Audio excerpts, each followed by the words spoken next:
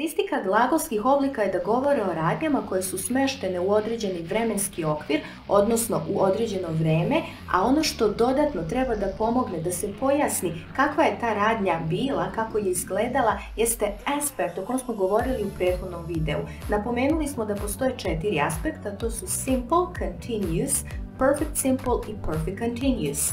U principu, ona nam daje do znanja na koji se način ta radnja odvijala u odnosu na vreme u kojem je dan. Danas ćemo da govorimo o svakom ovom aspektu ponaosob i cilj mi je da vam olakšam upotrebu glagolskih vremena, da kada treba da upotrebite u rečenici ili kada radite određene primere, ne razbijate glavu i ne mislite mnogo o tome, već da imate neki guideline, neku opštu smernicu kako da gledate na njih i kada dođe trenutak da treba da ih upotrebite, vi prosto po automatizmu samo primenite ovo što ćemo danas da kažemo. Opet bi se ogradila da će ovo da budu opšta uputstva. Svakom od njih ćete vi učiti pojedinačno, ali želim da imate tu jednu opštu sliku, želim da sve imate na jednom mjestu da biste mogli da povežete i da shvatite da u stvari tu ima veza, da nije svaki za sebe. Ako vas ovaj video interesuje, ostanite do kraja sami.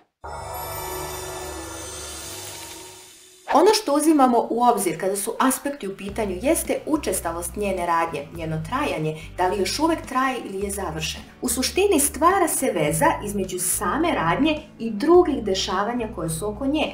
Također, može i da pokaže odnos sagovornika prema samoj radnji. Da biste ovo lakše shvatili, krenut ćemo od sljedećeg. Da svaka radnja ima tačku u vremenu koja nije nužno vezana za trenutak kada o njoj govorimo. A ta dešavanja mogu da se odnose na nju, a i ne moraju da imaju veze s njom. Dakle, svaka radnja ne vezuje se samo za tačku gledišta govornika, već se vezuje i za druge radnje koje mogu da utiču na tu radnju, odnosno mogu da imaju veze sa njom. Stoga, kada govorimo o nekoj radnji, mi uzimamo u obzir sadašnji trenutak kada o njoj govorimo, ali također i aspekt koji treba da nam dodatno pojasni na koji način se ta radnja odvija ili će se odvijati. Mi dakle definišemo kakva je ta radnja, da li je trajala, da li traje, da li će trajati, da li se završila, da li će početi i tako dalje. Već sam u prethodnom videu nagovestila da u srpskom jeziku koristimo druge načine da to sugerišemo, pa recimo putem prefiksa mi glagolu možemo da promenimo vid i na taj način sugerišemo da li je radnja počela, da li se završila, da li traje i dalje samim smeštanjem tog glagola u određeno vreme mi dobijamo baš ovo o čemu govorimo u engleskom jeziku. Dakle, radnja i aspekt koji opisuje kakva je ta radnja. Primetit ćete razliku u sljedećim rečenicama. Napisao sam sastav, pisao sam sastav. U prvoj napisao sam sastav, radnja je smeštena u prošlom vremenu i govori o tome da je radnja završena. A pisao sam sastav govori o tome da je radnja u prošlom vremenu, ali radnja traje. Mi ne znamo da li se radnja završila, ali da je bilo pisanja, bilo je. To važi i za engleski jezik. Pa hajde da pređemo na te aspekte. Uz objašnjenje kada da upotrebite određeni aspekt, potrudit ću se i da vam ilustrujem, pa upakovano zajedno sa primjerima na kraju ovog videa, nadam se da ćete konačno razumeti kako i kada da ih koristite. Krećemo od simple aspekta. Vremena u ovom aspektu obično opisuju radnje koje imaju jasan početak i kraj i mogu da služe za nabrajanje i nadovezivanje. Stoga će naša vremenska linija da izgleda ovako. Ovo je sadašnji trenutak. Te radnje mogu da se dese u prošlosti, sadašnjosti, budućnosti, ali ono što dalje karakteriše ovaj simple aspekt jeste da radnje mogu da se ponavljaju. Govorimo o radnjama koje se dešavaju svakoga dana i znate da koristimo vremenske odrednice kao što su everyday, sometimes, always, usually.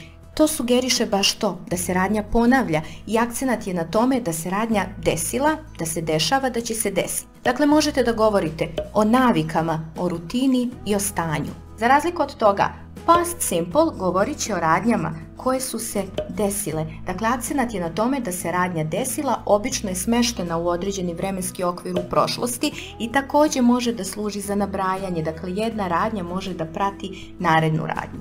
Sada ćemo da vidimo i kako ih prevodimo. I go to school every day. Dakle, svakoga dana idem u školu. I went to school yesterday.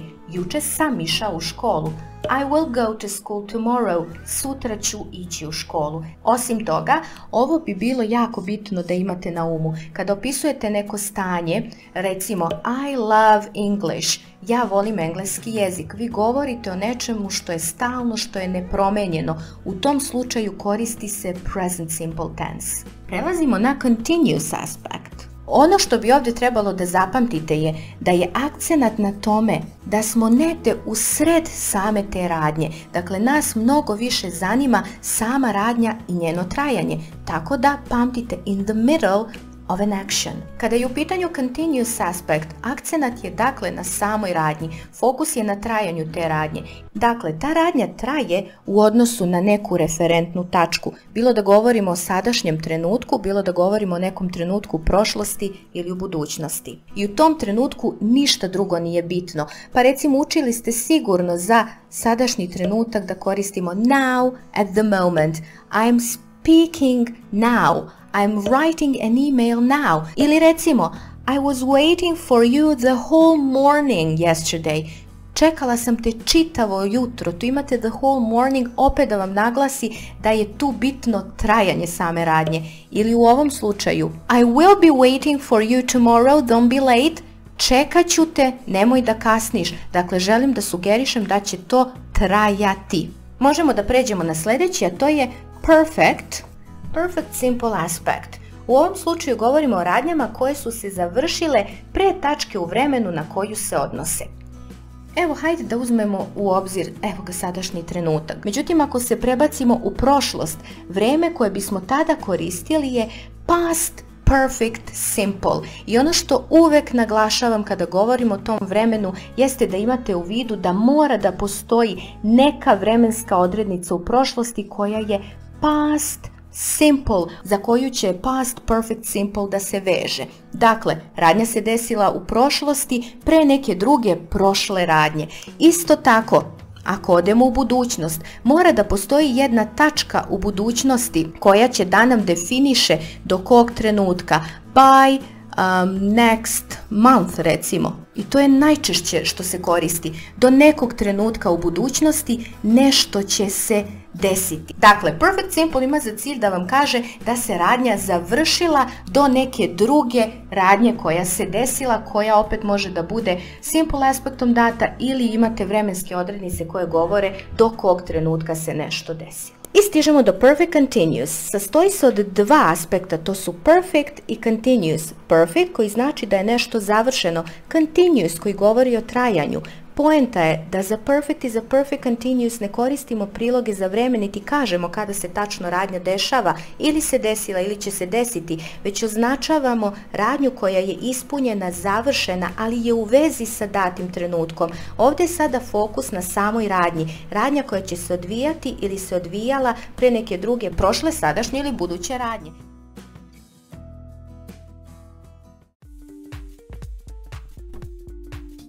Pred vama je 12 rečenica, sada ćemo da prođemo kroz svaku od njih, određene delove sam označila kako bismo lakše došli do zaključka koje vreme da koristimo. Krećemo od prve rečenice. British people, a lot of tea. Govorimo o nečem što je, da kažemo, deo tradicije, nešto što je uobičajeno i vreme koje tada koristimo je present simple. Pošto je people u množini, ne dodajemo nikakav nastavak, tako da će naš oblik biti drink. British people drink a lot of tea. Prelazimo na sljedeću rečenicu. I in a hotel until I find a flat. Ovdje smo obeležili ovaj deo. Until I find a flat. Šta nam on govori? Govori nam o sadašnjem trenutku. Until znači do trenutka dok ne nađem stan. Ono što je karakteristično za ovo vreme jeste da možemo da ga koristimo u situacijama koje su privremene i koje nisu uobičajene. Stoga ćemo koristiti present continuous. I'm staying in a hotel until I find a flat. Sljedeća rečenica. I got up, switched off the radio and sit down. Šta je ovdje bitno da uočimo? I got up, past simple. Switched off, past simple. Ono što ovdje primećujete je jedna radnja, pa sljedeća radnja i evo je naredna radnja. Dakle, imamo consecutive actions, radnje slede jedna za drugom, smeštene su u prošlo vreme, to nam govore ovi glagoli, tako i da glagol sit mora da ode u prošlo vreme i bit će sat and sat down. Sljedeća rečenica. Last night my neighbors for hours and I couldn't get a sleep. Na što ovdje treba da obratite pažnju? Na last night. Govori nam o nečem što se desilo sinoć, dakle imamo tačno vreme kada se nešto desilo. Osim toga imamo for hours. For hours znači satima. To nam daje do znanja da je radnja trajala. Treba nam continuous. Prošlo vreme past. For hours continuous. I od shout ćemo dobiti were shouting. Last night my neighbors were shouting for hours and I couldn't get sleep. I nisam zbog toga mogao da zaspim. Peti primjer. I wonder if he talked to me again. Ovdje sam stavila again in italics kao nešto što je moguće. Da li će ikada govoriti sa mnom? Wonder znači sumnjam. U ovoj situaciji treba nam buduće vreme i kada izražavate neku sumnju, nesigurnost, koristimo future simple. I wonder if you talk to me again. This time tomorrow we travel to Belgrade. Šta je ovdje bitno da uočite? Imamo this time i imamo tomorrow. This time odnosi se na sutra u ovo isto vrijeme. Hoćemo da naglasimo da će se nešto desiti u budućnosti, a također nam je bitno i trajanje radnje jer ukazuje na this time, dakle u ovom trenutku će se nešto dešavati samo sutra, pa ćemo koristiti future continuous. We will be traveling to Belgrade. Sedma rečenica. I not see Mark since 2010. Ovdje imamo since od 2010.